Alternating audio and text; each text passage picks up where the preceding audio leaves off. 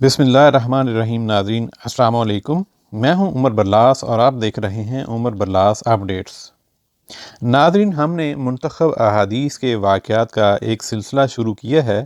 یوں تو آپ نے مختلف مذہبی رہنماؤں سے یہ واقعات سن رکھے ہوں گے، لیکن یہاں پہ ہم نے احادیث کے واقعات کو ریفرنس کے ساتھ منون پیش کیا ہے۔ اس میں اپنی طرف سے کچھ بھی اضافہ یا کاٹ چھانٹ نہیں کی ہے۔ ہر واقعہ میں ہمارے لیے سیکھنے اور عمل کرنے کے لیے بہت کچھ ہے۔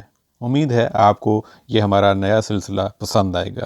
ناظرین، آج کا حدیث کا خوبصورت واقعہ کچھ اس طرح ہے۔ محمد بن یوسف نے بیان کیا، کہا ہم سے احمد بن یزید بن ابراہیم بوالحسن حرانی نے، کہا ہم سے زہیر بن معاویہ نے، کہا ہم سے ابو اسحاق نے بیان کیا، اور انہوں نے برا بن عازب رضی اللہ عنہ سے سنا۔ انہوں نے بیان کیا کہ ابو بکر رضی اللہ عنہ میرے والد کے پاس ان کے گھر آئے اور ان سے ایک پالان خریدا۔ پھر انہوں نے میرے والد سے کہا کہ اپنے بیٹے کے ذریعے اسے میرے ساتھ بھیج دو۔ حضرت برا رضی اللہ عنہ نے بیان کیا، چنانچہ میں اس کجاوے کو اٹھا کر آپ کے ساتھ چلا اور میرے والد اس کی قیمت کے روپے پرکھوانے لگے۔ میرے والد نے ان سے پوچھا، اے ابو بکر، مجھے وہ واقعہ سناؤ جب تم نے رسول اللہ صلی اللہ علیہ وسلم کے ساتھ غار ثور سے ہجرت کی تھی تو آپ دونوں نے وہ وقت کیسے گزارا تھا؟ اس پر انہوں نے بیان کیا کہ جی ہاں، رات بھر تو ہم چلتے رہے اور دوسرے دن صبح کو بھی، لیکن جب دوپہر کا وقت ہوا اور راستہ بالکل سنسان پڑ گیا کہ کوئی بھی آدمی گزرتا ہوا دکھائی نہیں دیتا تھا تو ہمیں ایک لمبی چٹان دکھائی دی۔ اس کے سائے میں دھوپ نہیں تھی۔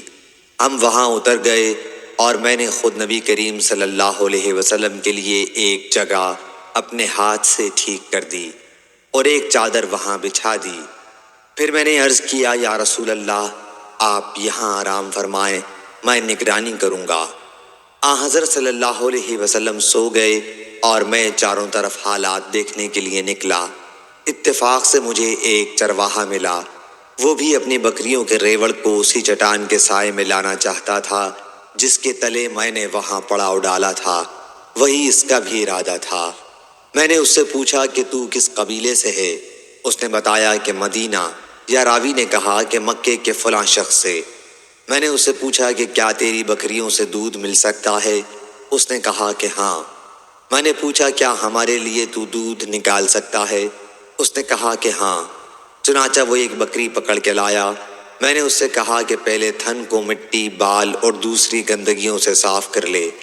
ابو اسحاق راوی نے کہا کہ میں نے برا بن عازب رضی اللہ عنہ کو دیکھا کہ انہوں نے اپنے ایک ہاتھ کو دوسرے پر مار کر تھن کو جھاڑنے کی صورت بیان کی۔ اس نے لکڑی کے ایک پیالے میں دودھ نکالا۔ میں نے حضرت صلی اللہ علیہ وسلم کے لیے ایک برتن اپنے ساتھ رکھ لیا تھا۔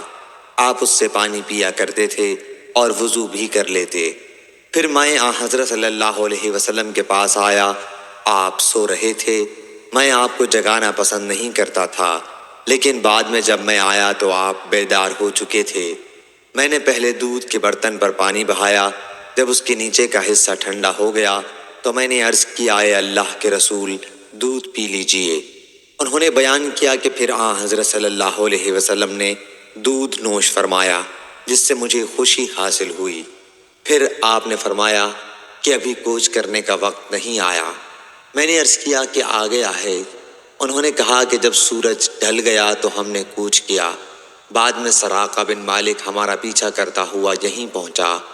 میں نے کہا، حضور، اب تو یہ ہمارے قریب ہی پہنچ گیا ہے۔ آپ نے فرمایا، غم نہ کرو، اللہ ہمارے ساتھ ہے۔ آپ نے پھر اس کے لیے بد دعا کی اور اس کا گھوڑا اسے لیے ہوئے پیٹ تک زمین میں دھس گیا۔ میرا خیال ہے کہ زمین بڑی سخت تھی۔ یہ شک راوی حدیث زہیر کو تھا۔ سراقہ نے کہا، میں سمجھتا ہوں کہ آپ لوگوں نے میرے لیے بد دعا کی ہے۔ اگر اب آپ لوگ میرے لیے اس مصیبت سے نجات کی دعا کر دیں تو اللہ کی قسم میں آپ لوگوں کی تلاش میں آنے والے تمام لوگوں کو واپس لوٹا دوں گا۔ چنانچہ حضرت صلی اللہ علیہ وسلم نے پھر دعا کی تو وہ نجات پا گیا۔ پھر تو جو بھی اسے راستے میں ملتا اس سے وہ کہتا تھا کہ میں بہت تلاش کر چکا ہوں، قطعی طور پر وہ ادھر نہیں ہے۔ اس طرح جو بھی ملتا اسے وہ واپس اپنے ساتھ لے جاتا۔ ابو بکر رضی اللہ عنہ نے کہا کہ اس نے ہمارے ساتھ جو وعدہ کیا تھا اسے پورا کیا۔ صحیح بخاری حدیث نمبر 3615۔ ناظرین، یہ تھا آج کا حدیث کا واقعہ۔ امید کرتا ہوں آپ کو اچھا لگا ہوگا۔ آپ سے مزید درخواست ہے کہ اس طرح کے سبق آموز واقعات اپنے گھر والوں کو اور دوست احباب کو سناتے رہا کریں تاکہ ہم سب اپنے دین سے جڑے رہیں اور سیکھتے رہیں۔